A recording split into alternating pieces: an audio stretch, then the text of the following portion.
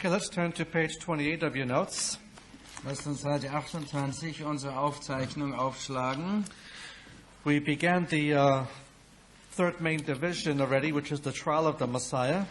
Wir haben ja den dritten großen Abschnitt schon begonnen und das ist die Verurteilung des Messias.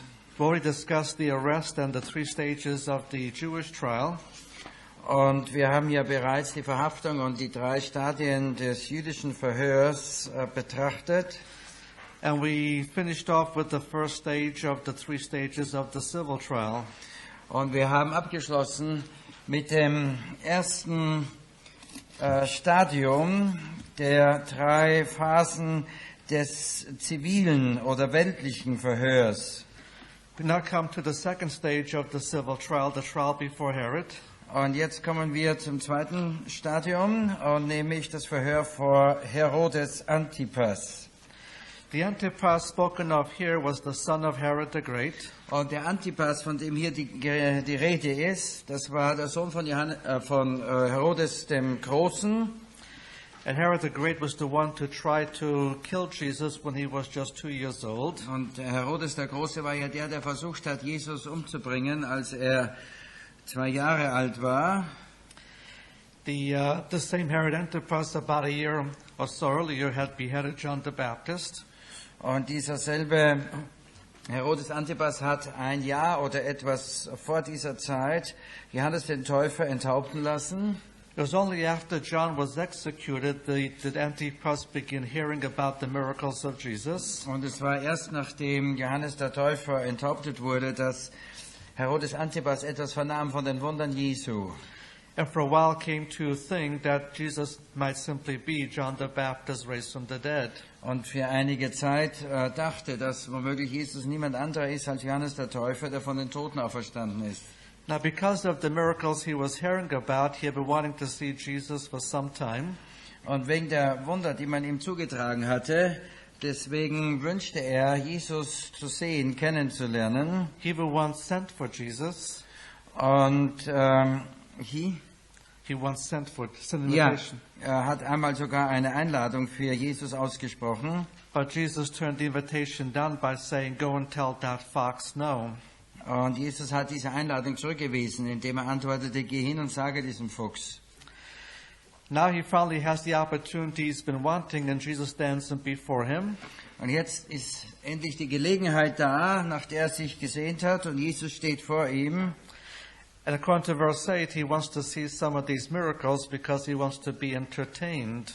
Und gemäß Vers 8 hätte er gern ein Zeichen oder ein Wunder von Jesus gesehen, denn er wollte da etwas Unterhaltung haben. But Jesus refuses to do anything. He does not even answer any of his questions. Aber Jesus weigert sich, so ein Wunder zu wirken oder ihm ein Zeichen zu geben, und er beantwortet nicht einmal eine seiner Fragen. Because miracles are not for the purpose of entertainment. Denn Wunder sind nicht zwecks Unterhaltung gegeben. So the end result is that he reduces Jesus to mockery. Und das Endergebnis ist, dass er Jesus verspottet. But he issues a second declaration of innocency. Aber auch er gibt zu, dass Jesus ohne Schuld ist. And as far as he's concerned, Jesus is no threat to Rome either. Und also gibt diese Erklärung seiner Unschuld ab, und soweit es ihn betrifft, ist für ihn Jesus ebenfalls keine Gefahr für Rom. Let's read verse 12. Lasst uns Vers 12 lesen. An den Tag wurden Herodes und Pilatus Freunde, denn vorher waren sie einander Feind. Now the reason for the enmity is because of what happened when Pilate first became procurator. Der Grund für die Feindschaft, der ist zu finden in diesen Ereignissen, die sich abspielten, als Pilatus zunächst Verwalter wurde, Landpfleger. When Pilate became procurator, he came to Jerusalem with his legions. Denn als Pilatus der Landpfleger wurde, da kam er nach Jerusalem in Begleitung seiner Legionen. And on the outside of the wall of the temple compound, he erected the Roman shields. Und auf der Außenseite der Mauern des Tempelbezirks hat er die römischen Schilder aufrichten lassen. But these shields often have images on them of the gods and goddesses of Rome. Und diese Schilder hatten öfters Abbilder der Gottheiten, der Götter und Göttinnen Roms. And this went against Jewish sensitivity about idolatry. Und das ging gegen das jüdische Empfinden im Zusammenhang mit Götzendienst. And this resulted in a tremendous riot breaking out in Jerusalem. Und als Folge davon ergab sich in Jerusalem ein ziemlich großer Aufstand. And Pilate released his soldiers and many were killed in the streets. Und dann hat Pilatus einfach seine Soldaten losgelassen. Viele Juden wurden in den Straßen getötet. But even with that, he would not take the shields down. Und selbst danach nicht hat er die Schilder entfernt. Antipas was a nominal convert to Judaism. Antipas selber war ein namensgläubiger Jude, also ihr wisst, einfach so dem Namen nach. And he knew as long as the shields were up there, it would be a constant area for fomenting revolt. Und er wusste, solange die Schilder sich dort befanden, war das eine ständige Herausforderung oder Anstachelung für eine mögliche Revolte. So he asked Pilate to take the shields down, but Pilate again refused. Und so bat er Pilatus, die Schilder wegzunehmen, und wiederum hat sich Pilatus geweigert. And so Antipas wrote a letter of complaint to Roman Senate. Und so hat Antipas einen Beschwerdebrief an den römischen Senat geschrieben. And Rome ordered Pilate to take the shields down, and now he had no choice. Und dann hat Rom ihm befohlen, die Schilder zu entfernen, und da hatte jetzt Pilatus keine Wahl mehr. As a result of this incident, there was enmity between the two. Und als Ergebnis dieses Ereignisses gab es zwischen den beiden Feindschaft. Because each felt the other was not recognizing each other's authority. Weil jeder hatte den Eindruck, dass man sich gegenseitig nicht in seiner Autorität akzeptierte. But now, since Pilate sent the Galilean to one in charge of Galilee, they become friends at the expense of Jesus. Und jetzt, wo eben Pilatus den Mann, der aus Galiläa war, zu dem schickt, der die Autorität oder die Herrschaft über Galiläa hatte, dann werden die zwei Freunde auf Kosten von Jesus. After this event, Antipas stayed in power for 9 more years.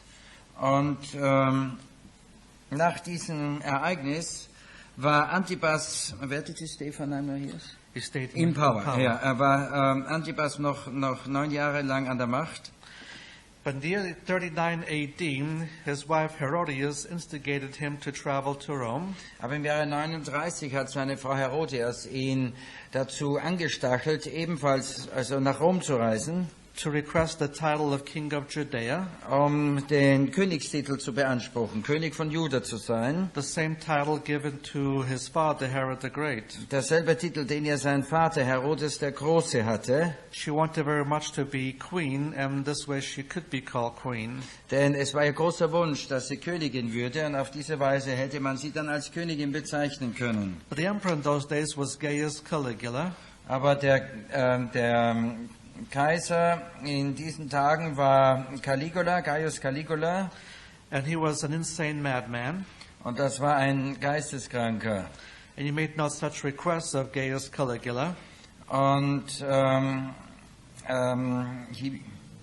He did not make such requests from him. It was not smart to make such ja, so, requests. ja. Und das war also nicht besonders schlau von Herodes Antipas, solche Bitten an diesen Verrückten zu stellen. He would often freely spend the government treasury. Und er hat angeboten die Regierungsschätze.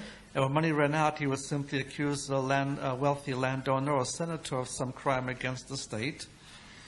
Say it again, I didn't get it. He would, when he ran out of money, he would accuse a landowner or a wealthy senator of some Caligula crime. now. Yeah. Yeah, I didn't know who was. About But it was Caligula Antipas or Caligula. No, ja. Caligula. Also wenn er kein Geld mehr hatte, wenn ihm das Geld ausging, dann hat er einfach einen vornehmen Mann beschuldigt und das Geld dann von ihm eingetrieben. He would kill the whole family and replenish the treasury for a while. Und dann hat er einfach die Familie auch dieser reichen Leute getötet und damit seinen eigenen Staatsschatz wieder aufgefüllt. Eventually things got so bad there was his own Praetorian Guard that was there to protect him would end up assassinating him. Und die Dinge haben sich also so schlimm entwickelt, dass zuletzt dann sogar seine eigene Prätorianerwache, die ja abgestellt war, ihn zu bewachen, ihn ermordet hat. He was so insane he made his own horse a member of the Roman Senate. Und er war so geisteskrank, dass er sogar sein eigenes Pferd, sein Mitglied des römischen Senats erhoben hat. And the horse always voted the way Caligula wanted it to vote. Und das Pferd hat dann auch immer genauso gewählt, wie es Caligula wünschte. Now when Herod and Herodes arrived at Rome to ask for the title of king and queen, und als dann Herodes Antipas und seine Frau Herodias in Rom eintrafen, um diesen Titel König und Königin zu erlangen, but instead he banished them to the area which is now France. Da hat er sie anstattdessen in die Verbannung geschickt in dieses Gebiet, das jetzt Frankreich ist. And the two died in poverty. Und die zwei starben dann in Armut. And paid for their role in the beheading of John and the mocking of Jesus. Und mussten dann in gewisser Hinsicht schon vorweg Strafe erleiden für eine Rolle, die sie gespielt haben in Köpfen des Johannes des Täufers und Verspottung unseres Herrn. Now point 3, we have the third stage of the civil trial, the second trial before Pilate. Und jetzt dritter Punkt, wir haben das dritte Stadium der Verhandlung, nämlich das Verhör vor Pilatus, das zweite Verhör. What happens now is that Pilate is going to make several specific attempts to have Jesus released. Und was jetzt geschieht, ist, dass Pilatus verschiedene Versuche unternimmt, Jesus frei zu bekommen. The first of these is found in Luke verses 13 through 15. Und der erste, den finden wir bei Lukas, die Verse 13 bis 15. Where he makes the third declaration of innocency. Wo er jetzt die dritte öffentliche Erklärung der Unschuld Jesu erlässt. This does not appease the multitude. Und auch das kann die Menge nicht beschwichtigen. He then makes a second attempt of Jesus' release by offering a choice. Dann versucht er einen zweiten Anlauf, Jesus frei zu bekommen, indem er ihnen eine Wahl vorlegt. Now in John verse 39, und in Johannes Vers 39, by this time a tradition had developed between the Romans and the Jews. Um diese Zeit hatte sich schon so ein Brauch eingestellt zwischen den Römern und den Juden. As a goodwill gesture, the Romans would release a Jewish prisoner. Und als ein Zeichen des guten Willens waren die Römer bereit, zum Passafest einen jüdischen Gefangenen loszugeben. And there happened to be another Jewish prisoner named Barabbas. Und das war diesmal ein anderer jüdischer Gefangener namens Barabbas. And the way it reads in John verse 40, at least in English, does it say robber? Or thief? Verse 40 doesn't show up here. We go to the next page, and here it is. Here it is. Räuber, which means robber. Okay. That's probably not a good translation of the actual term.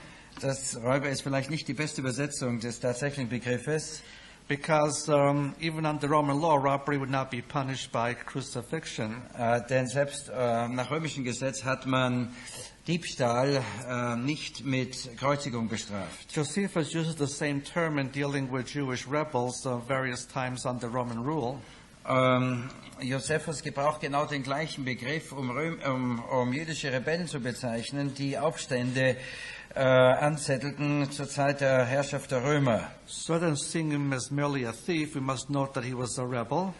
Und wir sollten ihn also nicht nur einfach als Dieb betrachten, sondern sollten wissen, dass er ein Rebell war. And let's read Mark verse 7, because he makes it clear that's exactly what Barabbas was. Und lass uns deswegen bei Markus 15, Vers 7 lesen, weil das hier uns klar mitteilt, wer Barabbas wirklich war. Es war aber einer genannt Barabbas, gefangen mit den Aufrührern, die beim Aufruhr einen Mord begangen hatten. This was a leader of an insurrection, a rebellion against Rome. Und hier hatten wir den Leiter eines Aufstandes, eine Rebellion gegen Rom. So he really is guilty of the very crime Jesus is accused of. Und er ist tatsächlich genau dieser kriminellen Handlung schuldig, die man Jesus vorwarf. Now Barabbas is not really a name, it's a title. Und Barabbas ist eigentlich nicht wirklich ein Name, sondern eine Art mehr Bezeichnung. Sohn des Vaters. Barabbas is a combination of two Greek words, means that rather two Aramaic words, bar Abba. Und Barabbas ist eine Kombination von zwei aramäischen Wörtern, von Bar und Abba. Bar means son of. Und Bar heißt der Sohn von. So this was somebody, the son of Abba. Und das war jemand, also der Sohn von Abba. The Gospels probably don't give us his real name to avoid confusing the reader. Und die Evangelien, die geben uns nicht seinen wirklichen Namen, um zu vermeiden, dass der Leser verwirrt wird. Throughout the records we have his full name. Aber in den Berichten, wo sein voller Name aufgelistet ist, steht Jesus Barabbas. His name was also Jesus, the same name as this one. Und sein Name war ebenfalls Jesus, der gleiche Name wie unser Herr. So his full name was Jesus, the son of Abba. Und so war sein voller Name Jesus, der Sohn von Abba. But the irony goes a bit further. Aber die Ironie geht sogar noch etwas weiter. Now Abba was this man's father's name. Und nun Abba war der Name von dem Vater dieses Mannes. In Aramaic, the term Abba means the father. Aber im Aramäischen heißt Abba auch der Vater. So he was Jesus, the son of the father. So war er Jesus, der Sohn des Vaters. He only had the title, while the other one has the reality. Und er hatte eigentlich genau den Titel dessen, was der andere tatsächlich verkörperte. This one is guilty of the specific crime, and Jesus is not. Und dieser ist genau dieser besonderen kriminellen Handlung schuldig und Jesus ist unschuldig. Now it's obvious he expects the crowd to ask for Jesus of Nazareth, not Jesus bar Abba. Und es ist offensichtlich, dass Pilatus erwartete, dass jetzt die Menge Jesus von Nazareth frei haben möchte und nicht Jesus Barabbas. And so that's the choice he presents to the multitude. Und das ist genau die Wahl, die er dieser Menge eben vorstellt. In Matthew verse 19, the process is temporarily interrupted. Und in Matthäus Vers 19 wird jetzt dieser Verhör für eine bestimmte Zeit unterbrochen. When he gets a message from his wife not to get too involved with this situation because of a dream she had. Und als er da eine Botschaft von seiner Frau erhält, dass er nichts zu tun haben soll mit diesen Gerechten, weil sie diesen Traum hatte. Now this interruption is long enough for the events of verse 20. Und diese Unterbrechung, die ist lange genug, um die Ereignisse von Vers 20 zu ermöglichen. Let's read. Aber die Hohenpriester und die Ältesten überredeten das Volk, dass sie um Barabbas bitten und Jesus aber umbringen sollten. And so the second attempt to have Jesus released also fails. Und jetzt ist auch der zweite Versuch gescheitert, Jesus freizubekommen. Let's go to page 29. Seite 29.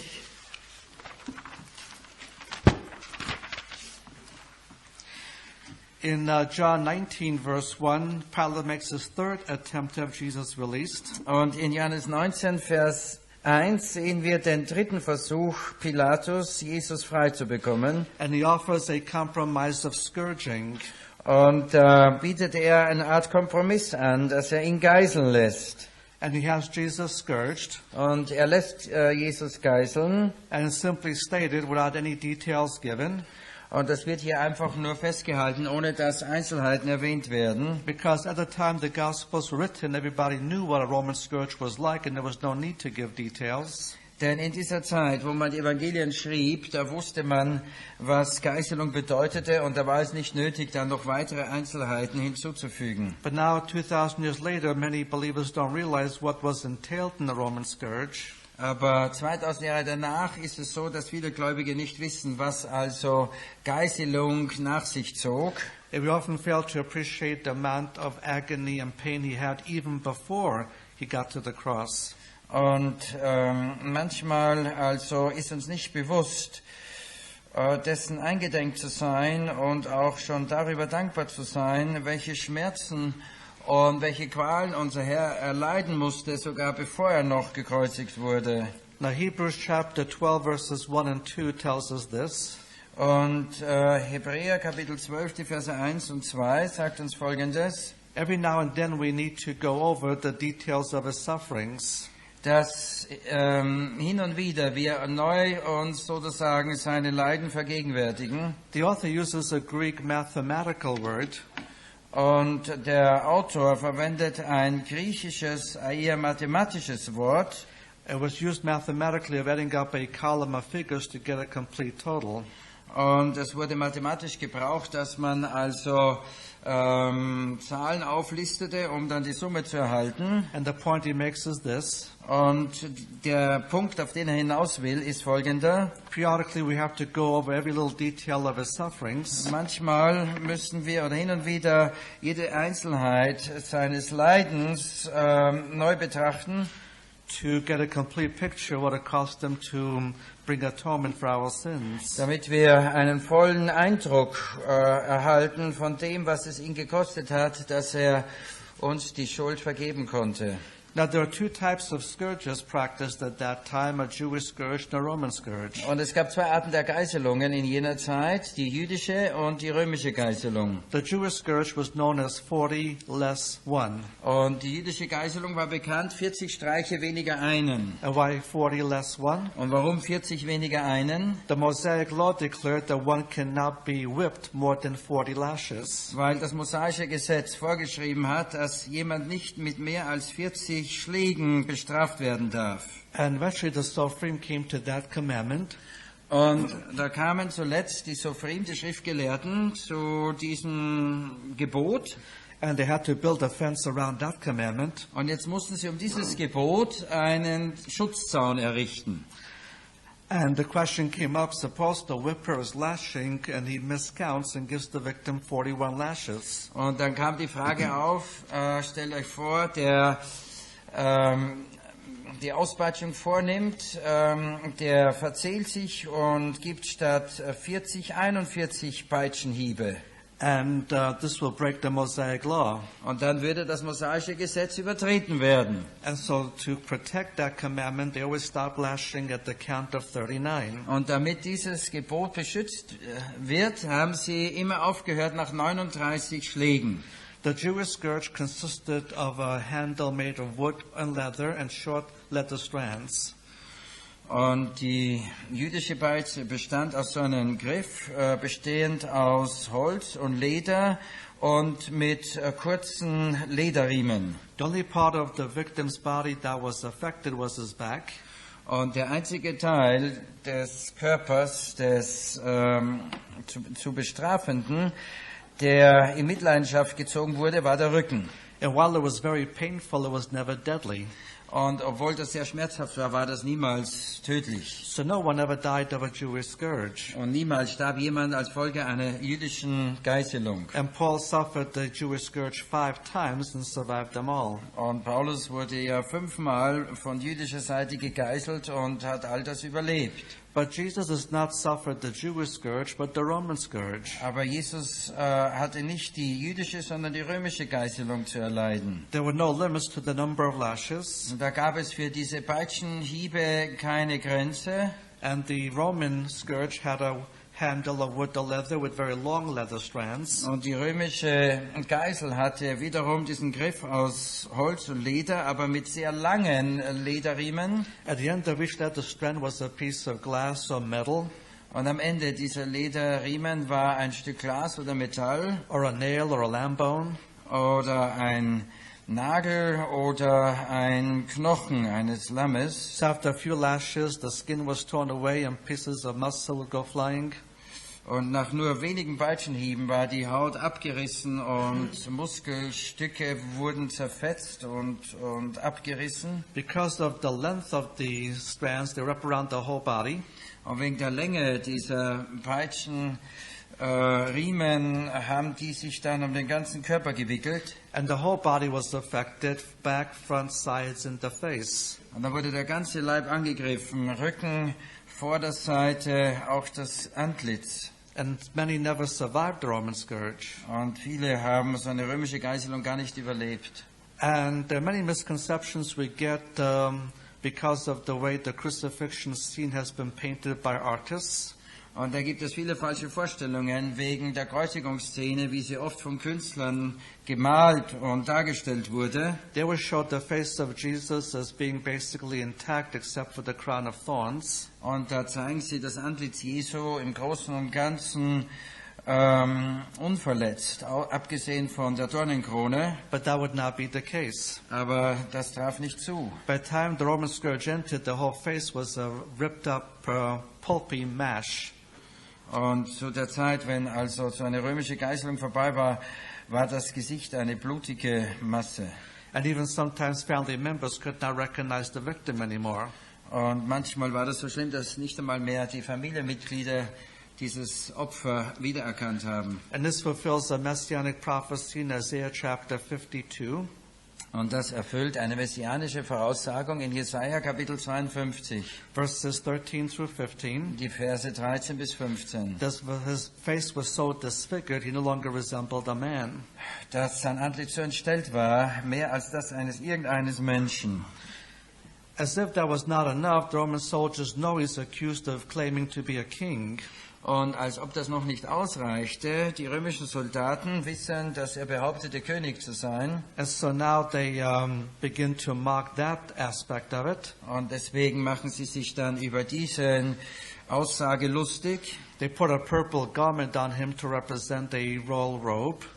Und dann legen sie mir das Purpurgewand um, das soll eben ein königliches Gewand symbolisieren. And they put upon his head a crown made of thorns. Und dann haben sie auf seinen Kopf eben diese Dornenkrone gesetzt. The thorns of Israel come into a very sharp point that if you brush against it lightly, it cause you to bleed. Und die Dornen in dieser Gegend, die sind so lang und scharf, dass selbst wenn man da nur leicht anstößt, sofort beginnt zu bluten. So even if they put it on their head lightly after a scourge, it will still cause pain.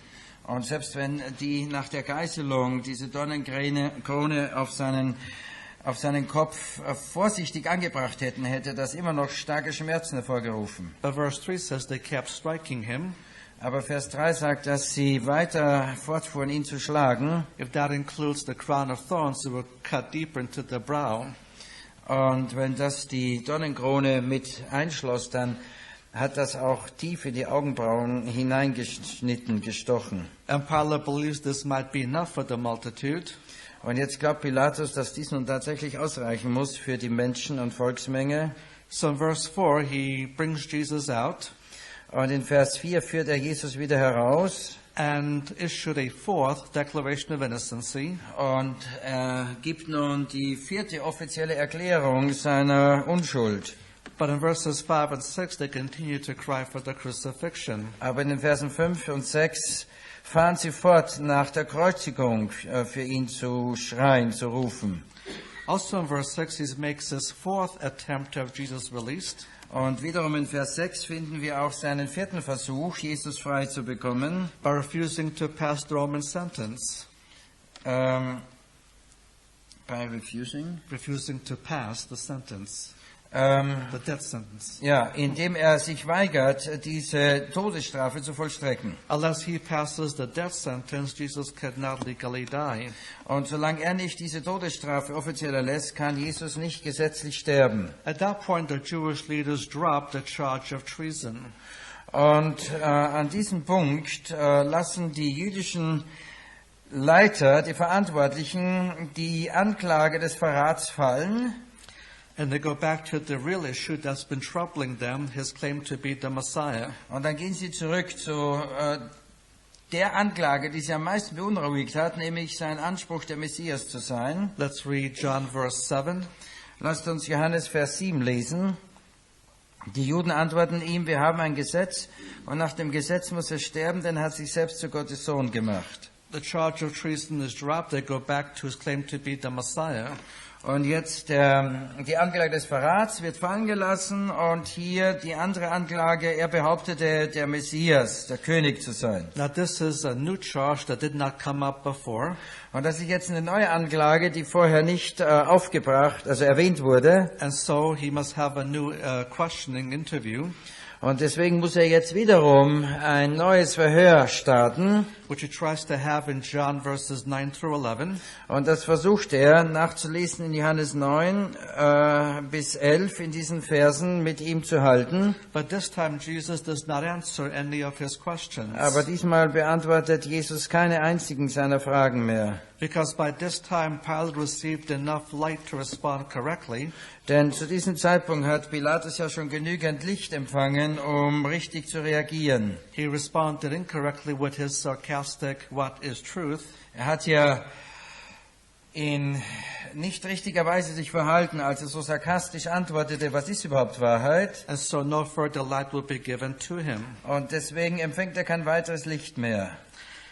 Now, when Pilate presses for an answer, telling Jesus he's got the authority to release him or to condemn him, Und nachdem jetzt Pilatus also eine Antwort unbedingt haben will und ihn mehr oder weniger zwingt, sagt ihm, weißt du nicht, dass ich Macht habe, dich loszulassen? Jesus reminds him that all civil authority originates from heaven, not from earth. Da erinnert ihn Jesus daran, dass alle zivile, weltliche Autorität vom Himmel herkommt und nicht von der Erde. So Pilate only has delegated authority.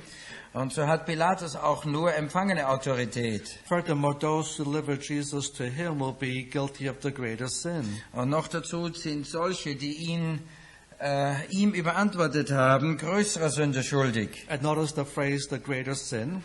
Und beachtet diese Formulierung, er hat größere Schuld oder größere Sünde. Not all sins are equal before God.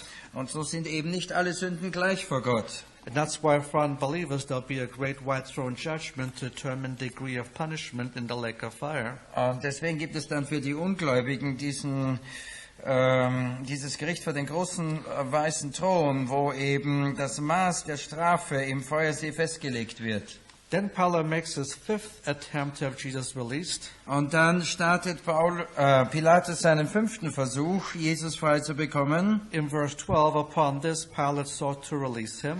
Und Vers 12, von da an versuchte Pilatus, ihn frei zu bekommen. This fifth attempt is spoiled when they respond with the cry.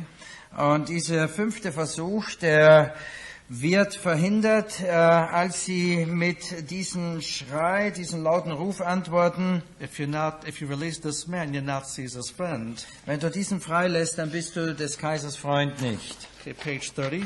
Seite 30. Now we should notice how Pilate responds to this cry that if he releases Jesus, he's not Caesar's friend. Und jetzt sollten wir beachten, wie Pilatus darauf reagiert, als er diesen Ruf vernimmt, wenn du den freilässt, bist du nicht des Kaisers Freund. Verse 13 says, when Pilate therefore heard these words, und da sagt uns Vers 13, als Pilatus diese Worte hörte, the words about him not being Caesar's friend, nämlich diese Worte, dass er angeblich nicht der Freund Caesars sei, he sat down on the judgment seat. Da setzte er sich auf den Richterstuhl. Now from that judgment seat, a verdict must be issued. Und von diesem Richterstuhl muss dann auch ein Richterspruch abgegeben werden. And if the verdict is guilty, a sentence must be issued. Und wenn dann der Richterspruch lautet, du bist schuldig, dann musste auch die Strafe deklariert werden. Now the question is this. Und jetzt die Frage ist folgende. Why would Pilate be intimidated from that cry, if he releases Jesus, he's not Caesar's friend? Warum ist Pilatus eingeschüchtert worden von diesem Ruf, wenn du den freilässt, bist du des Kaisers Freund nicht? Why does he care what they think? Warum macht er sich Sorgen darüber, was sie da denken? Normally he would not care what they think. Denn normalerweise hat er sich überhaupt nicht darum gekümmert, was die Juden denken. So why is he intimidated by this cry now to take his place on the judgment seat? Und warum ist er jetzt durch diesen Ruf etwas erschrocken, eingeschüchtert und nimmt seinen Sitz auf den Richterstuhl ein? And the answer lies in what was going on back in Rome. Und die Antwort liegt darin, was sich zu dieser Zeit in Rom abgespielt hat. Pilate received his job as procurator through the influence of a close friend. Denn Pilatus hat sein Amt als Prokurator durch den Einfluss eines engen Freundes empfangen. This friend's name was Sejanus. Und der Name dieses Freundes war Sajan. Sejanus and Pilate were close friends. Und so waren Sajan und Pilatus enge Freunde. And Sejanus became the captain of the Praetorian Guard. Und dieser Saian wurde auch der Leiter der prätorianischen Garde, also der Leibwache des Kaisers. And this was an influential position. Und das war eine sehr einflussreiche Position. He used that position to get Pilate his job. Und er hat diese einflussreiche Position ausgenutzt, um Pilatus diese hohe Stellung zu vermitteln. Then Sejanus decided he would prefer to be emperor himself. Und dieser Saian kam dann zu dem Schluss, er möchte gerne selber Kaiser werden. He developed a conspiracy to have Emperor Tiberius assassinated. Und dann hat er eine Verschwörung angefacht, um den damaligen Kaiser Tiberius ermorden zu lassen. But the conspiracy was discovered before it could be carried out. Aber diese Verschwörung wurde aufgedeckt, bevor sie vollstreckt werden konnte. Sejanus and some other co-conspirators had been executed. Und Saian und einige der Mitverschwörer wurden dann hingerichtet. And now the Senate was investigating everybody connected with Sejanus to see if they were part of that conspiracy. Und dann hat der Senat eine große Untersuchung angestellt, ob jemand mit diesem Saian noch in Verbindung stand und zu sehen, ob da noch eine weitere Verschwörung womöglich irgendwo ist. And those under investigation would include Pontius Pilate. Und solche, die dann unter besonderer Untersuchung standen, war dann auch Pontius Pilatus. She does not need the report to get back to Rome that he released somebody that claimed to be a king and therefore Caesar's competitor. Und deswegen konnte er überhaupt nichts mit einem Bericht anfangen, der dann in Rom eingetroffen wäre, wo es dann geheißen hätte, er hat jemanden freigelassen, der behauptete, König zu sein und sei deswegen ein Rivale für den Kaiser. And so for that reason, he took his seat on the judgment seat. Und aus diesem Grund hat er eben dann seinen Sitz auf diesen Richterstuhl eingenommen. Now from the judgment seat, he makes the sixth and last attempt to have Jesus released. Und von diesem Richterstuhl macht er den sechsten und letzten Versuch, Jesus frei zu bekommen. In John verse 14, In Johannes Vers 14. he brings Jesus out and says, "Behold your king." Und da führt er Jesus hinaus und sagt, seht euer König. But in John verse 15, they still continue to cry out for the crucifixion. Aber in Vers 15 bei Johannes rufen sie weiterhin, kreuzige ihn, kreuzige ihn. When Pilate asked, "Do you want me to crucify your king?" Und dann fragt Pilatus, soll ich euren König kreuzigen? The chief priests respond, "We have no king but Caesar." Und dann sagte der Hohepriester, wir haben keinen König, denn den Kaiser.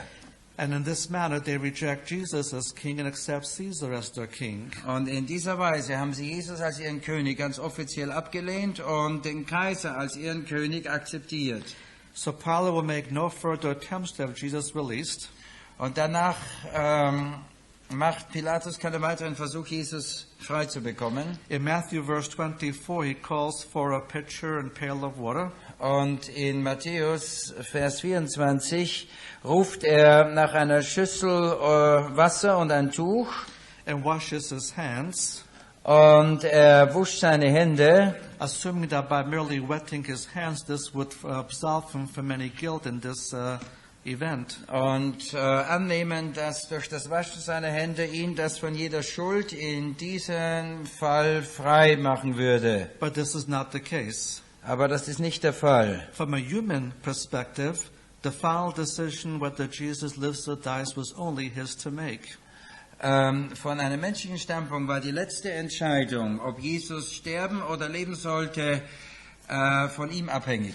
The authority was not with the Jewish leaders, but with Pilate alone. Und die Autorität über Leben oder Tod lag nicht bei den jüdischen Leitern, sondern nur bei Pilatus. And he knew what the right decision should be. Und er wusste, was die richtige Entscheidung hätte wirklich sein sollen. He allowed himself to be intimidated to make the wrong decision. Aber er gestattete es, selber eingeschüchtert zu werden und traf dadurch die falsche Entscheidung. And merely washing his hands does not absolve him of his guilt. Und seine Hände bloß zu waschen, das befreit ihn nicht von dieser Schuld.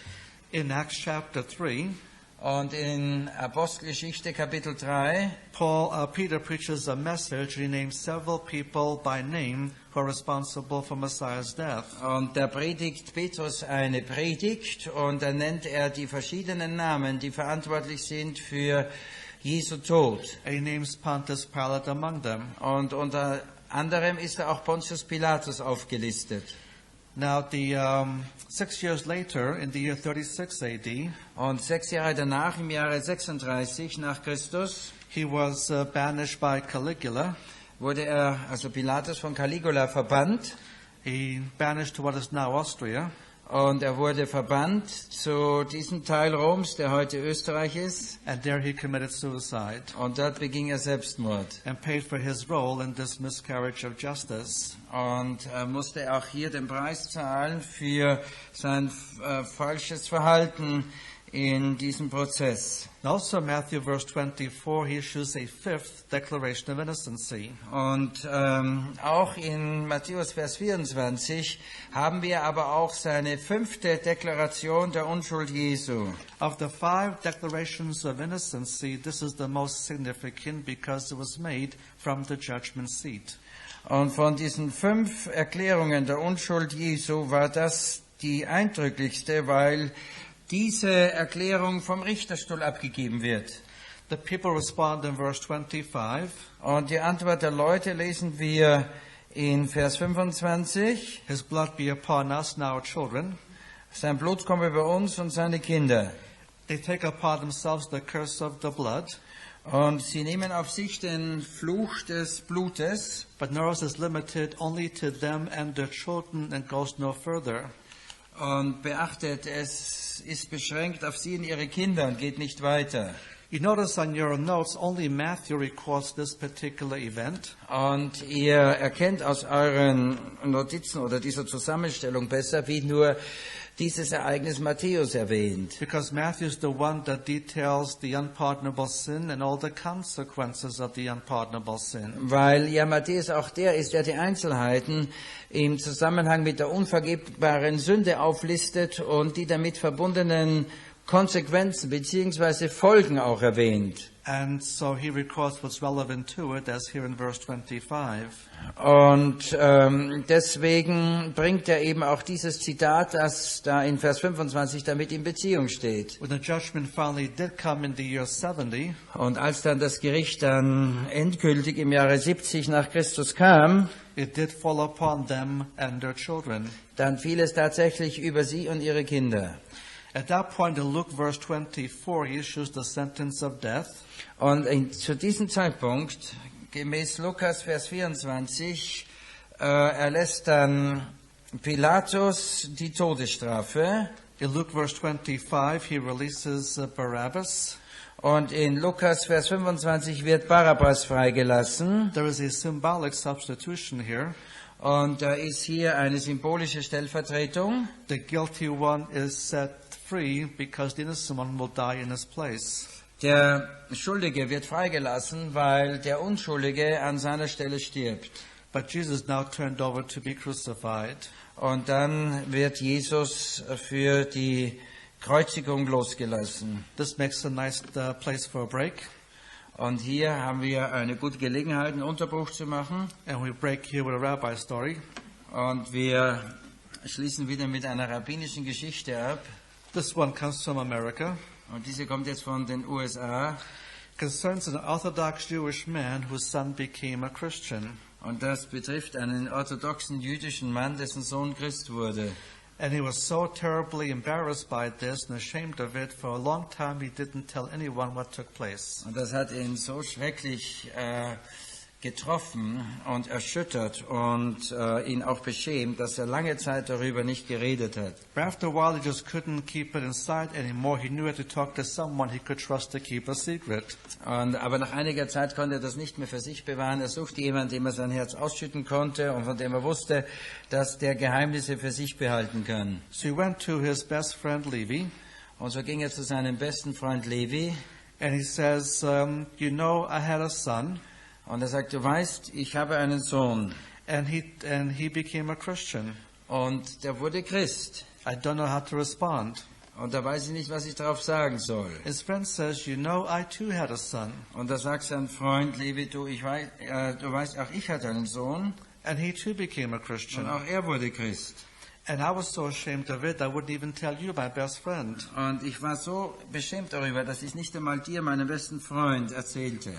And I have the same problem like you. I have no recommendations. Und ich habe das gleiche Problem wie du selber. So habe ich da keine Empfehlungen, die ich geben kann. But listen, we have a very wise rabbi. Aber hör mal zu, wir kennen doch einen sehr weisen Rabbi. A rabbi who knows how to keep a secret. Ein Rabbi, der weiß, wie man Geheimnisse für sich behält. Let's go talk to him. I'm sure he can give us some good advice for how we should handle this. Und lasst uns ihm die Sache erzählen. Ich bin ganz sicher, dass er uns einen sehr guten Ratschlag geben kann, wie wir mit dieser Sache umgehen. They both told their sad story to the rabbi. Und sie haben jetzt beide ihre traurige Geschichte den Rabbi gebeichtet, erzählt. And the rabbi said to them this. Und der Rabbi antwortete Folgendes: You know, I too had a son. Du weißt, auch ich hatte einen Sohn. And he also became a Christian. Und er wurde auch Christ. I was not only embarrassed, I was afraid I would lose my job. Und ich war nicht nur sehr beschämt darüber, sondern ich hatte auch Angst, meinen Posten, also meine Berufsstellung zu verlieren. As you can see, I have the same problem. I have no advice. Und wie ihr sehen könnt, ich habe die genau gleichen Probleme und kann euch keinen Ratschlag geben. Really should not share this information with anybody else outside this room because it might get out and spread. Und wir sollten diese Nachricht niemanden außerhalb dieses Raumes mitteilen, weil das könnte sich dann herumsprechen. All we can do is pray to the God of Israel. Und alles, was wir tun können, ist, dass wir zu dem Gott Israels beten. Let's close the door and close the windows. No one can hear us. Und lasst uns Türen und Fenster schließen, dann kann niemand uns hören. And pray to the God of Israel and see what we might learn from him about this situation. Und lasst uns zu dem Gott Israels beten und sehen, was wir von ihm lernen können in so einer Situation. And after a long period of prayer, they do hear a voice from heaven. Und nach einer langen Gebetszeit hören sie tatsächlich eine Stimme von Himmel. And the voice says, you know, I too had a son. Und die Stimme sagt, ihr wisst, auch ich hatte einen Sohn. We come now to the fourth main division of our study on the death of the Messiah. Jetzt kommen wir zum vierten großen Abschnitt unserer Betrachtung, der Tod des Messias. It begins with the procession to Golgatha. Und das beginnt mit der Prozession nach Golgatha. And it ends with the sealing of the tomb. Und hört auf mit der Versiegelung des Grabes. Now from the procession to the sealing there are 32 distinct stages. Und von dieser Prozession bis zu der Versiegelung gibt es 32 verschiedene einzelne Abschnitte, Punkte. So the best way to handle it is to go through 32 stages, which will give us the chronological sequence. Und die beste Methode, das jetzt zu überblicken, ist, dass wir durch diese 32 Punkte gehen, und das zeigt uns auch den zeitlichen Ablauf. And we'll make comment on these stages as we go through them. Und ich werde diese einzelnen Punkte kommentieren in dem Maße, in den Laufe, wo wir da entlang gehen. So capital A, the procession to Golgatha. So groß A, die Prozession nach Golgatha. This contains the first 5 stages. Und da sind die ersten 5 Punkte enthalten. The first stage is in John verses 16 and 17. Und der erste Punkt ist in Johannes, die Verse 16 und 17. Where Jesus is forced to carry his own cross towards the crucifixion site. Und wo Jesus gezwungen wird, sein eigenes Kreuz zu der Kreuzigungsstätte zu bringen. Now this was standard Roman procedure. Und das war jetzt im Blickwinkel des römischen Kreuzigungsablaufs. The victim would have to carry his own cross to the crucifixion site. Denn nach dieser römischen Rechtsprechung musste der Verurteilte sein Kreuz, A man named Simon from Cyrene was forced to carry the cross the rest of the way. wo ein Mann namens Simon von Kyrene gezwungen wurde, das Kreuz den Rest des Weges zu tragen. Cyrene is in North Africa. Und Kyrene ist in Nordafrika. This was a Jew from North Africa that came to Jerusalem for the purpose of observing the Passover. Und das war ein Jude aus Nordafrika, der nach Jerusalem gekommen war, für die Absicht, das Passafest dort einzuhalten, zu feiern. Hundreds of thousands of Jewish pilgrims would come for this feast. Und es sind Hunderttausende Juden von außerhalb des Landes für dieses Festjahr nach Jerusalem gekommen. Which made it impossible to house all of them within the walls of Jerusalem. Und das machte es unmöglich, all diese Juden innerhalb der Mauern von Jerusalem unterzubringen. And so outside the wall they erected these huge tent cities. Und so haben sie außerhalb der Stadtmauern diese riesigen Zeltstädte aufgerichtet. So unless you had special arrangements the way Jesus did, you would hold your Passover meal in the tent outside the wall. Und es sei denn, dass du so besondere Vorkehrungen getroffen hättest, wie es bei Jesu war, in diesem Obergemach, dann hast du dein Passafest außerhalb Jerusalems, innerhalb dieser Zelte abgehalten. The next morning would be the first day of Passover, when you would have the special Passover sacrifice. Und der nächste Morgen war dann der nächste Tag des Passafestes, wo man dieses besondere Passaopfer brachte. And so many of the Jewish people would come inside the city to observe the special Passover sacrifice. Und so sind viele dieser jüdischen Leute nach Jerusalem reingekommen, um dieses besondere Passaopfer einzuhalten. Apparently that's what Simon of Cyrene was doing when he was forced to carry the cross the rest of the way. Und das war offensichtlich das, was Simon von Kyrene tun wollte, als man ihn zwang, das Kreuz den restlichen Weg zu tragen. Now Matthew verse 32 Und Matthäus Vers 32 and Luke verse 26 und Lukas Vers 26 also mentioned the fact that Simon of Cyrene had to carry the cross the rest of the way. und die erwähnen beide die Tatsache, dass Simon von Kyrene das Kreuz den verbleibenden Weg zu tragen hatte. Only Mark happens to mention that he's also the father of Alexander and Rufus. Und nur Markus erwähnt eigentlich noch, dass dieser Simon von Kyrene auch der Vater von Alexander und Rufus ist. Which means that this meant something to the audience of Mark, but not of Matthew and Luke. Und das heißt also, dass die Erwähnung dieser Name etwas der Leserschaft des Markus-Evangeliums mitteilte, aber nicht denen, die Matthäus oder Lukas lasen. Now this is significant if we keep in mind that Mark wrote his gospel for the Romans. Und das ist deswegen bedeutsam, denn wir sollten dessen eingedenk sein, dass ja Markus sein Evangelium für die Römer schrieb. Later on, Paul writes his epistle to the Romans. Später schreibt ja Paulus seinen Brief an die Römer. In Romans 16, verse 13, Und in Römer 16, Vers 13, he makes reference to the same family. und da erwähnt er dieselbe Familie. It indicates that this event led to the salvation of Simon, his wife mentioned in the Romans account, and the two sons named here. Und damit wird angedeutet, dass dieses Ereignis zur Errettung dieses Mannes Simon geführt hat. Und in Römerbrief werden dann auch noch seine Frau und eben diese zwei Söhne erwähnt. We're not told specifically what it costs for Simon to become a believer. Und es wird uns nicht spezifisch mitgeteilt, was es bei Simon bewirkt hat, dass er gläubig wurde. What we do know is that the way Jesus responds to his crucifixion is radically different than the way others responded. Aber wir wissen, dass die Art und Weise, wie er auf die Kreuzigung Jesu reagierte, ganz sehr unterschieden ist von der Reaktion der Volksmenge. Now, from the other records, we know when people were being crucified, they would yell and scream and curse their tormentors. Wir wissen von anderen Berichten, wenn Leute gekreuzigt wurden, da haben sie ihre Peiniger verflucht und auf sie losgebrüllt und sie verwünscht. Sometimes the cursing got so bad, the soldiers would cut out the tongue of the victim just to shut him up. Und manchmal waren diese Flüche und Verwünschungen so schlimm, dass die Soldaten diesen Verurteilten die Zunge abgeschnitten haben, damit diese furchtbaren Schreie aufhören. But Jesus does not scream or yell and accepts his sufferings very quietly. Aber Jesus weder, dass er laut schreit noch kreischt, sondern er akzeptiert sein Leiden in ruhiger und stiller Weise. In place of cursing his tormentors, he prays for them. Und anstatt dass er seine Peiniger verflucht, betet er sogar noch für sie.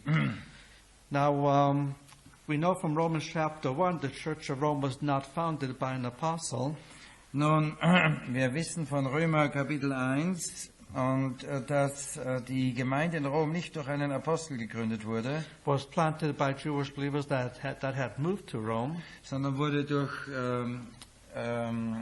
jüdische Gläubige, die nach Rom ausgewandert sind, gegründet. And as Simon observed the scene, he somehow came to be a believer. Und als Simon von Kyrene diese Szene, diesen Ablauf beobachtet hat, ist er irgendwie dadurch zum Glauben gekommen. Which included his wife and 2 sons. Und das hat dann seine Frau und seine 2 Söhne mit eingeschlossen. And later on would have some role in the Church of Rome. Und hatte später offensichtlich dann auch eine gewisse Rolle in der Gemeinde zu Rom. Now the third stage is in Luke's account, verses 27 through 31. Und der dritte Punkt ist in dem Bericht des Lukas, die Verse, welche Verse waren das? 27 through 31. Verse 27 bis 31. His lament over Jerusalem. Und das ist seine Klage, sein Weheruf über Jerusalem. What verse 27 describes was also standard practice of that day. Und was der Vers 27 schildert, das war auch in diesen Tagen eine übliche Gewohnheit. When the Jewish men went to be taken out for execution by Gentile authorities, Wenn ein Jude zur Hinrichtung durch heidnische Werkzeuge, durch heidnische Autorität geführt wurde, women who were professional wailers would follow with the loud lamentations. und dann sind diesen Verurteilten Frauen, die professionelle Klageweiber waren, mit lautem Wehgeschrei hinterhergezogen. Now these are not the women that came up with him from the Galilee. Und these are not.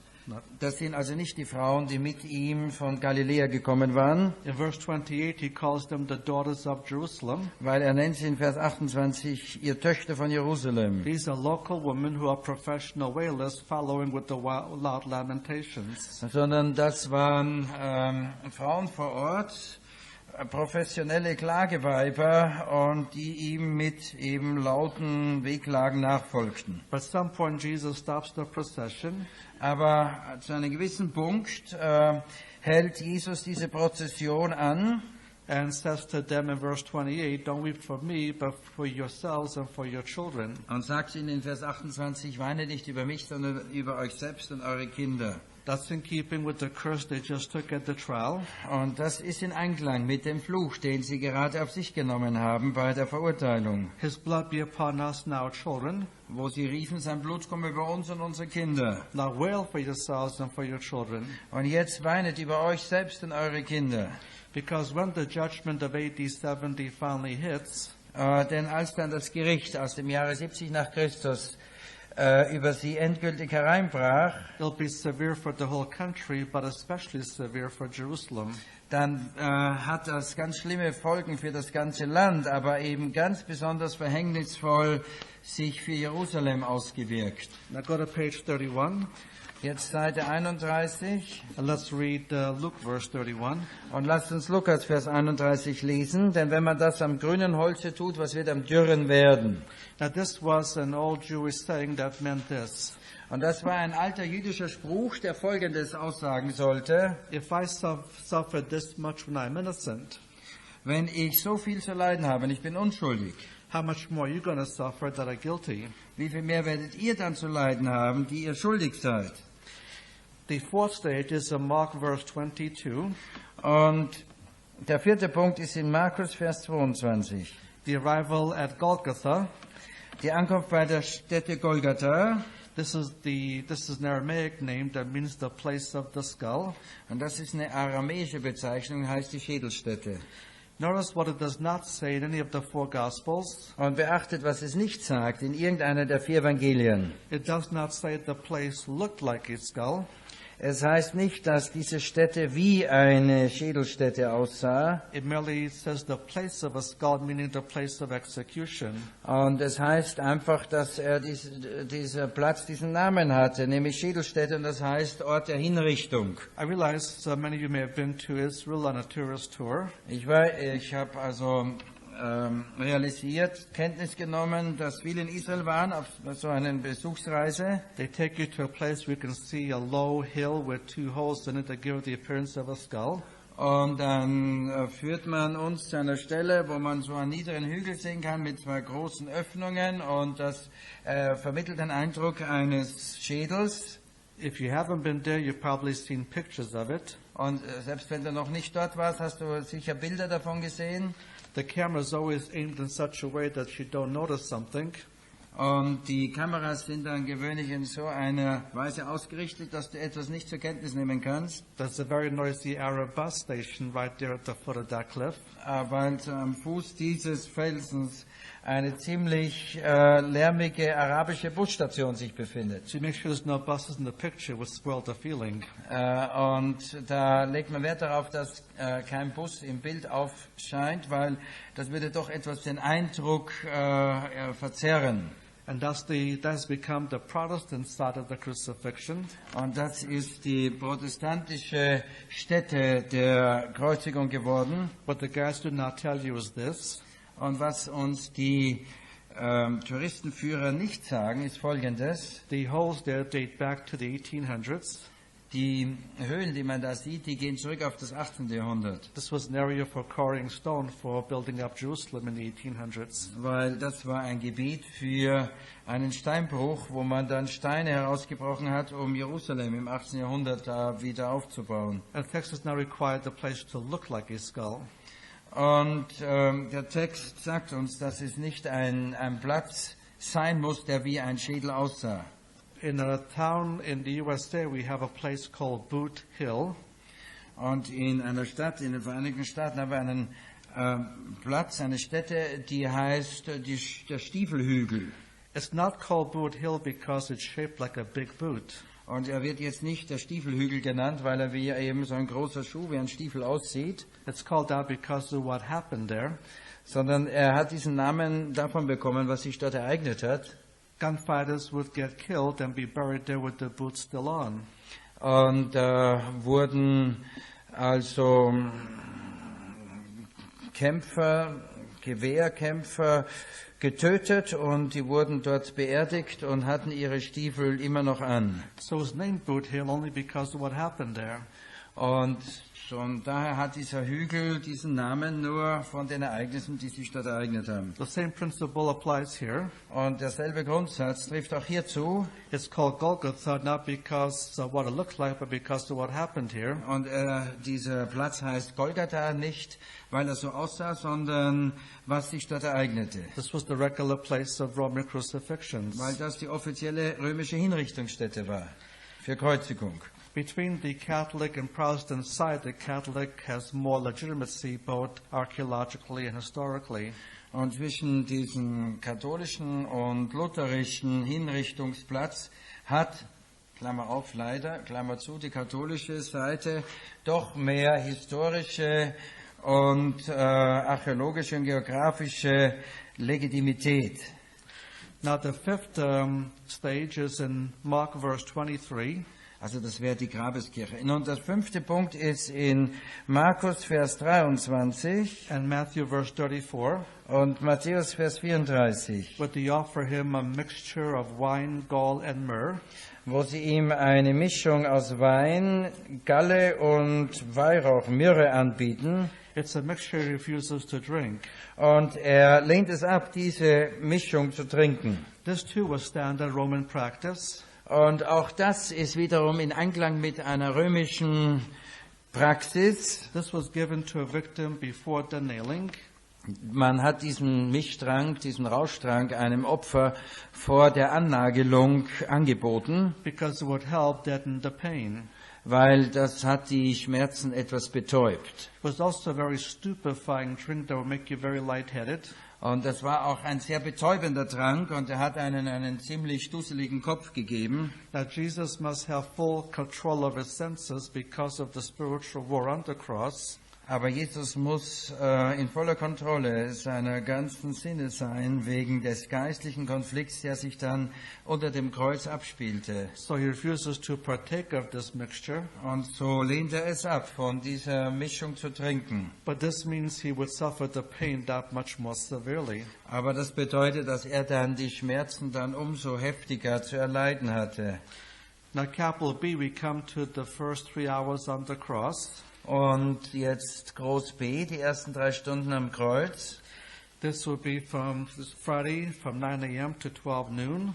Und das wäre also die Zeit von Freitag 9 Uhr vormittags bis Mittag 12 Uhr. And this carries stages 6 through 17. Und das hat dann die einzelnen Punkte von 6 bis 17.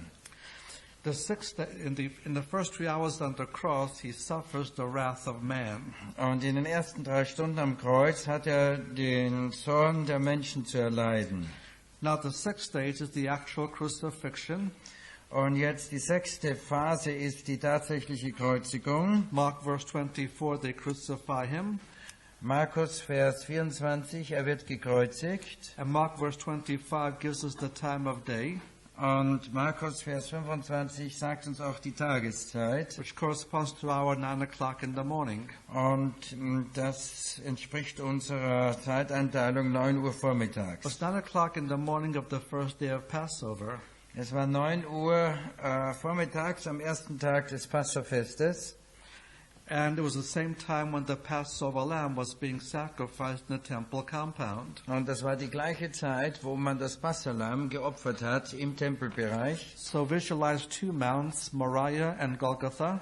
Und so stellt euch jetzt vor, 2 Hügel, der Berg Moria oder Hügel Moria und der Hügel Golgatha. On the Temple Mount is where the literal animal was being offered up. Und am Tempelberg, da war es, wo das buchstäbliche Opfertier geopfert wurde.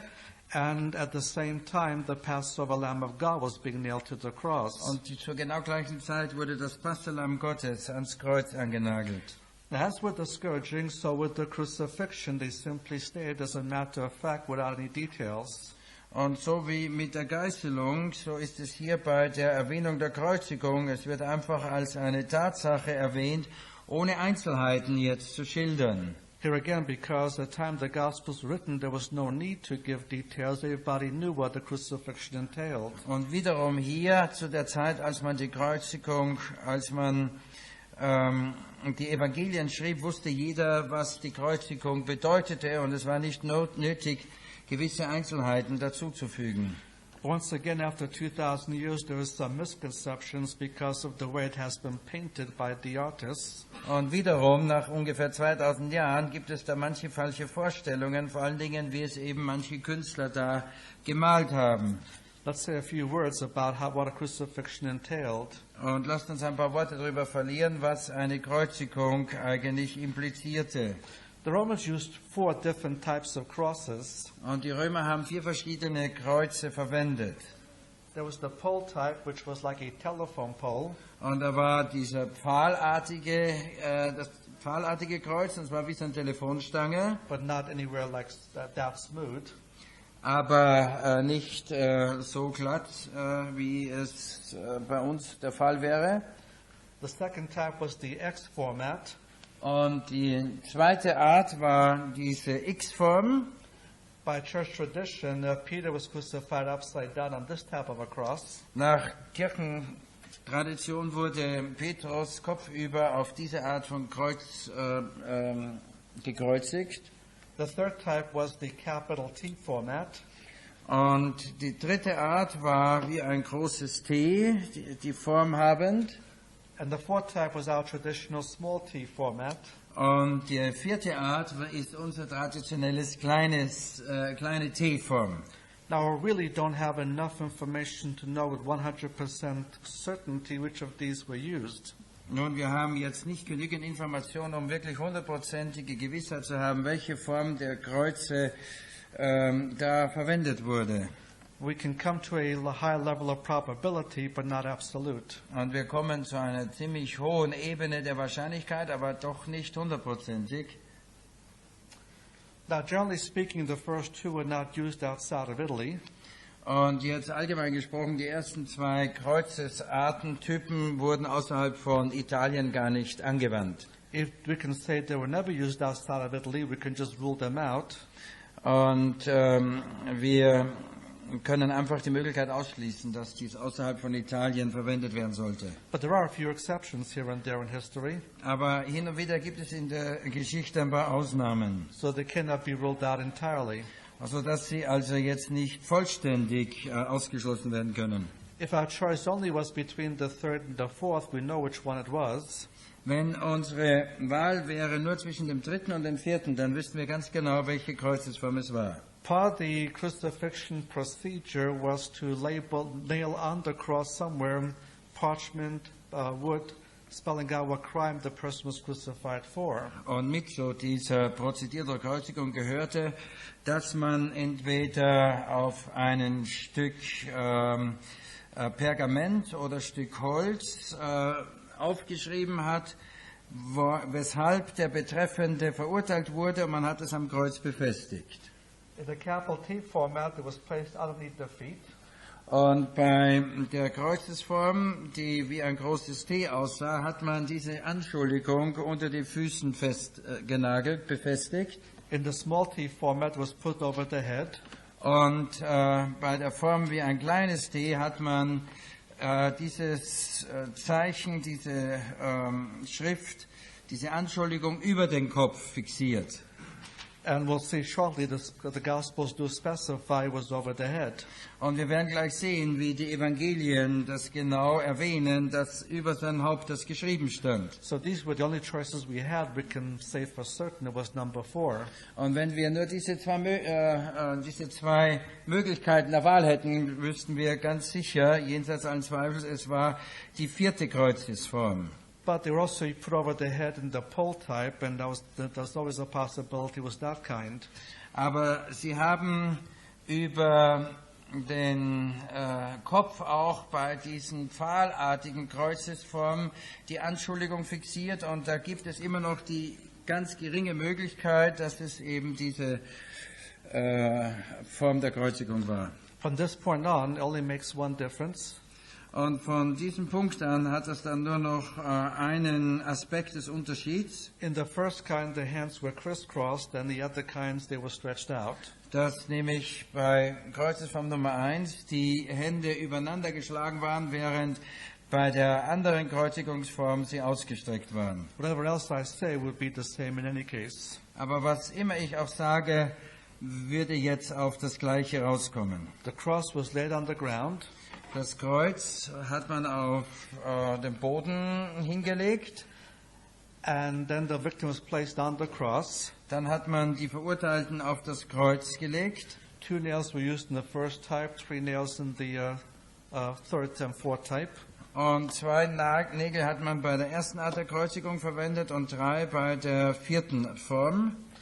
Now, one misconception we get from paintings, they showed the nail going through the palm. Und eine falsche Vorstellung, die wir von diesen Bildern erhalten, ist, sie zeigen, wie die Nägel durch die Handflächen gehen. But the palm is not the bone structure in the palm is not sufficiently strong to hold up the weight of a full-grown human body. Aber die Knochenstruktur in der Handfläche, die ist nicht ausreichend stark, um das ganze Gewicht eines erwachsenen Menschen zu tragen. In actuality, the nails were done through the wrist. Und Tatsache ist, dass man die Nägel durch den Rist geschlagen hat. Das Handgelenk, das ist es. Durch das Handgelenk geschlagen hat. The bone structure here is strong enough to hold up the weight of a human body. Und die Knochenstruktur ist die stark genug, um das Gewicht des menschlichen Körpers zu tragen. The feet were placed one on top of the other. Und the what? The feet on top of Ja, the die Füße wurden übereinander gelegt. And a nail was angled to go through the back heel into the cross. Und der Nagel wurde mit solch einem Winkel eingeschlagen, dass er durch die hintere Ferse ins Kreuz ging. Now, where the feet touched the cross, they would nail in a wooden ledge. Und wo immer dann die Füße das Kreuz berührt haben, haben sie dann so einen Holzriegel befestigt. I'll explain the reason for that wooden ledge a bit later. Und ich werde dann den Grund für diesen Holzriegel etwas später erklären. With all the nails in, they would raise the cross and drop it into a hole already made for it. Und mit all diesen 3 Nägeln dann fixiert, haben sie das Kreuz aufgerichtet und in eine Öffnung fixiert, die bereits vorher dort vorhanden war und ausgegraben war. The way the body was stretched out, with that fall, the bones would be pulled out of joint. Und die Art und Weise, wie man da eben jetzt gekreuzigt war und dann dieses Kreuz in diese Öffnung gestellt wurde, das hat dann die Knochen voneinander gelöst. And this will fulfill a messianic prophecy found in Psalm 22. Und das hat dann auch eine messianische Prophezeiung, die man im Psalm 22 findet, erfüllt. The part of his death agony meant his bones will be pulled out of joint. Weil dort wird als Teil seines Todeskampfes erwähnt, alle meine Knochen haben sich voneinander gelöst. There'll be a simple time of waiting. Und dann war es nur noch einfach eine Zeit des Wartens. The victim was not given food, but he was allowed liquid. Dem Opfer hat man nichts zu essen gegeben, aber man hat ihm gestattet, etwas zu trinken. Sometimes it would take some days for a victim to die this way. Und das hat manchmal sogar Tage gebraucht, bis solche Verurteilten dann starben. Now the seventh stage is in Luke's account, verse 34. Und den 7. Punkt finden wir in dem Bericht bei Lukas, Vers 34. Which is the first of 7 statements he will make from the cross. Und das ist die erste von 7 Aussagen, die er als Gekreuzigter von sich geben wird. Father, forgive them, for they know not what they do. Vater, vergib ihnen, denn sie wissen nicht, was sie tun. He prays for the forgiveness of those actually crucifying him. Und er betet um Vergebung für die, die ihn tatsächlich gekreuzigt haben. But the prayer for forgiveness is limited to those who do it in ignorance. Aber das Gebet um Vergebung, das ist beschränkt nur eben auf solche, die es wirklich aus völliger Unkenntnis heraus tun. This would not include people like Annas and Caiaphas, Und das würde jetzt nicht Leute wie Hannas und Kaiphas mit einschließen, Antipas or Pilate, oder Antipas oder Pilatus, and other Jewish leaders that knew what was happening. oder andere jüdische Leiter, die ganz genau wussten, was geschah. It would include Jewish leaders that did it in ignorance, Es würde jüdische Leiter mit einschließen, die es wirklich aus Ahnungslosigkeit taten. and Roman soldiers actually involved in the crucifixion. Und römische Soldaten, die an dieser Kreuzigung teilnahmen. And when Peter preaches his message in Acts 3, Und als Petrus dann seine Botschaft in Apostelgeschichte 3 gibt, in verse 17 he also extends the same forgiveness to those who did it in ignorance. und in Vers 17, da bietet er tatsächlich die Vergebung denen an, die es aus Unwissenheit heraus getan haben. The seventh stage is in John verse 23 and 24. Und den 7. Punkt finden wir in Johannes, Vers 22. Pardon, the eighth stage? Yeah, what did I say? 7. That was my first mistake since my last one. Ja, das war mein erster Fehler seit meinem letzten. Ein Glück, dass er sich mal verhaspelt hat. Thank you for your mistake.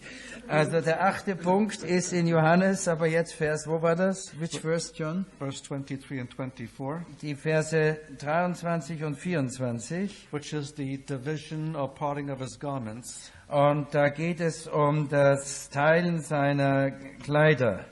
The average Jewish male of first century Israel wore 5 pieces of garments. Und der normale jüdische Mann im 1. Jahrhundert Israels, der trug 5 Teile eines Gewandes. First was the upper or outer garment.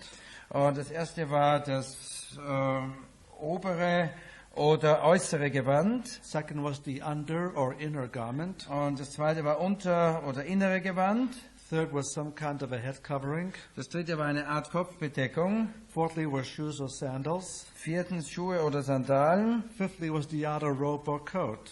Und das 5. war dieser äußere Mantel oder Gewand, Umhang. This was the largest single piece of cloth. Und das war das größte aus einem Stück bestehende Kleidungsstück. Now part of Roman practice was this. Und ein Teil der römischen Praxis dieser Tage war folgende. The soldiers involved in the crucifixion would be able to keep as spoil the clothing of the victim. Und den Soldaten, die an der Kreuzigung teilnahmen, denen war als Beute zugedacht die Kleidung ihrer Opfer. Another misconception that comes from paintings is that they always show Jesus wearing a loincloth. Und die andere falsche Vorstellung, die von Bildern, Zeichnungen herrührt, ist, dass Jesus immer gezeigt wird mit so einem Lendenschurz. But actually, they were crucified naked, Aber Tatsache ist, dass man sie nackt gekreuzigt hat. which in a Jewish context would add to the shame of it all. Und im jüdischen Zusammenhang würde das noch mehr die Schande erhöhen. 4 soldiers were assigned to each crucifixion. Und 4 Soldaten wurden abbestellt für jede Kreuzigung. So one soldier got to keep the upper outer garment.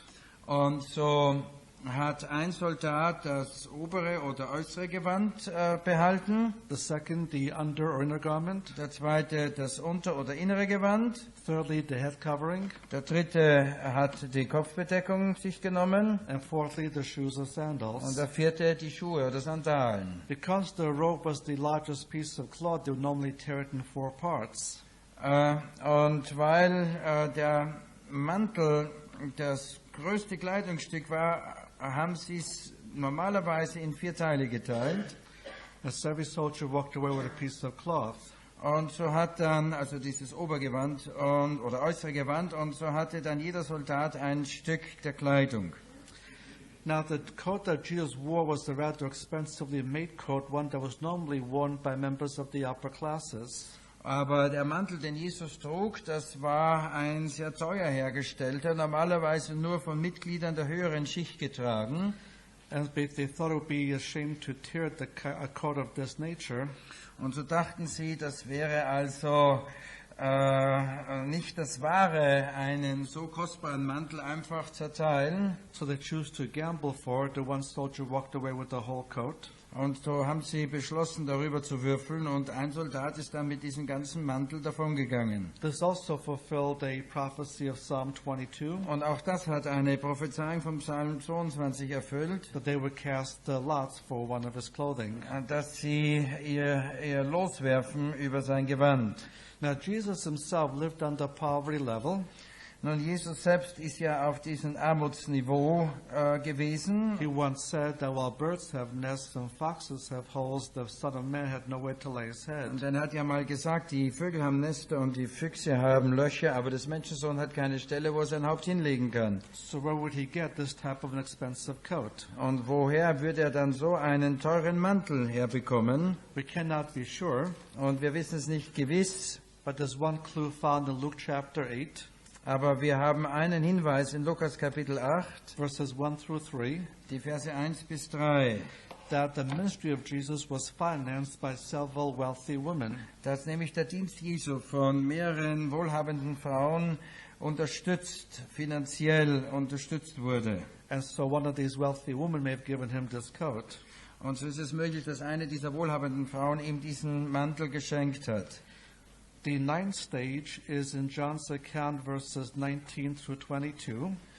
Und der 9. Punkt findet sich bei Johannes, die Verse 19 bis 22. Where they erect the superscription spelling out his crime. Und da richten sie dann diese Überschrift auf der sein Verbrechen nachzulesen ist. Matthew verse 37 Und Matthäus Vers 37 specifies it was put over his head, und sagt ganz deutlich, es wurde über sein Haupt gesetzt. which is why if we had to choose only between number 3 and number 4, we'd know it would be number 4. Und das ist der Grund, dass hätten wir nur die Wahl zwischen der 3. und der 4. Kreuzesform, wüssten wir jenseits allen Zweifels, es kann nur die 4. Art sein. Normally, it would read as an accusation. Normalerweise würde es sich ja das anhören, lesen als eine Anschuldigung. But the way Pilate words it, in verse 19, it reads like a title. Aber die Art und Weise, wie Pilatus es in Vers 19 anordnet, liest sich das eher wie ein Titel, wie eine Bezeichnung. This is Jesus of Nazareth, the King of the Jews. Das ist Jesus von Nazareth, der König der Juden.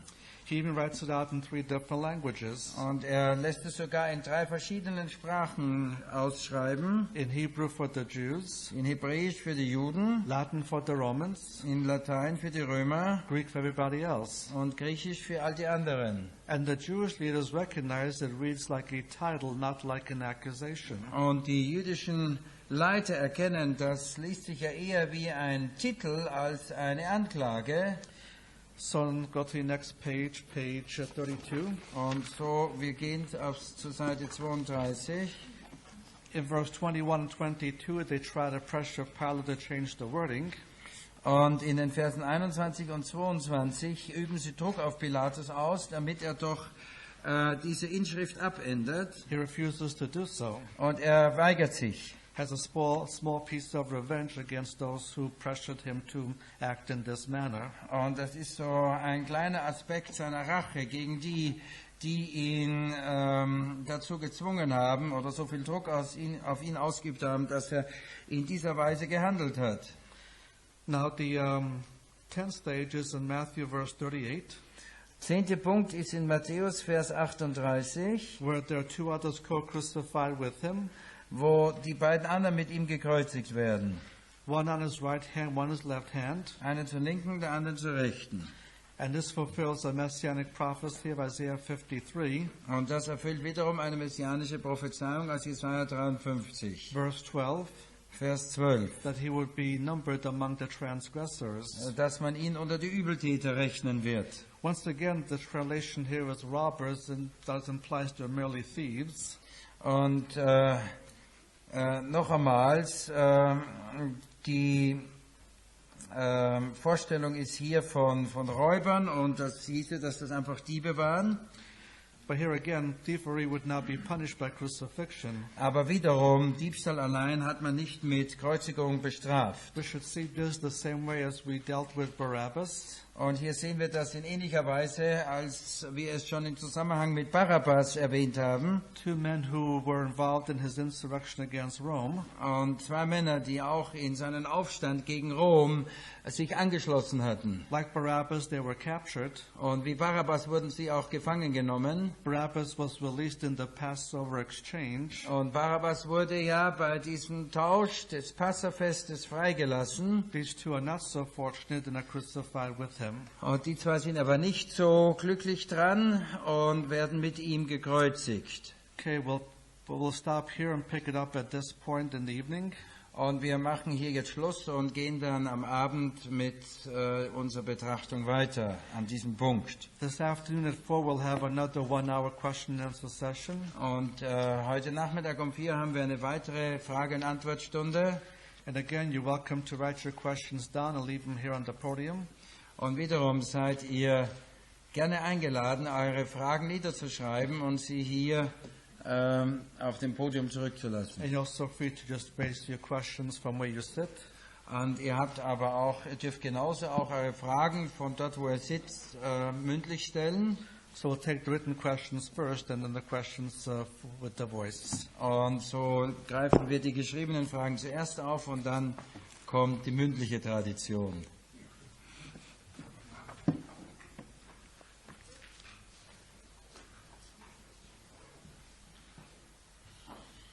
Vielen Dank. Jetzt kommt die Frage nach den Kassetten. Einzelne Kassetten. Wer möchte eine einzelne Kassette von heute Morgen haben? Okay. Lasst uns zum Schluss beten. Tief beeindruckt sind wir von diesem Geschehen, Herr.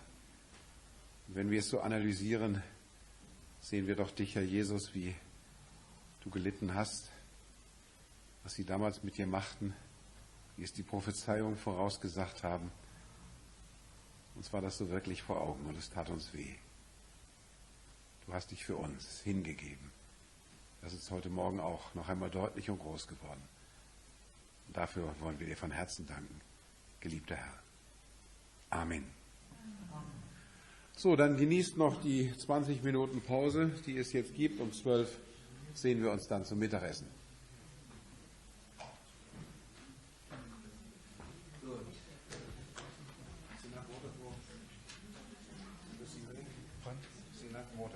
Yeah, I think so.